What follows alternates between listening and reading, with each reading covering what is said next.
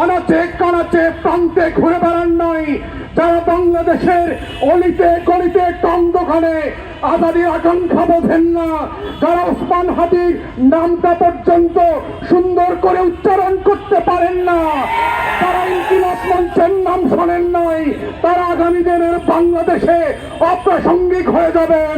এবং এটাই হচ্ছে আগামী দিনের রাজনীতির মূল তত্ত্ব কথা, এটাই হচ্ছে আজাদির বাংলাদেশ, এটাই হচ্ছে বাংলাদেশ 2। এবং সেই বাংলাদেশ 2 লড়াইতে একটা দুইটা বুলেট না, লক্ষ বুলেট দিয়েও এই আজাদির লড়াই বন্ধ করা যাবে না। আপনারা বারবার চেষ্টা করেছেন, হেফাজতের গণহত্যা হয়েছে, 1,64,000 বুলেট মেরেছিলেন, আওয়ামী লীগ ক্ষমতায় থাকতে পারে নাই।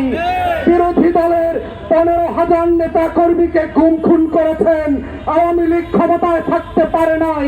পিলখানায় গণহত্যা করেছেন, আমার 57 জন সেনা কর্মকর্তাকে শহীদ করেছেন, দিল্লির আধিপত্য টিকে থাকে নাই, নির্বাচন ব্যবস্থা ধ্বংস করে দিয়েছেন।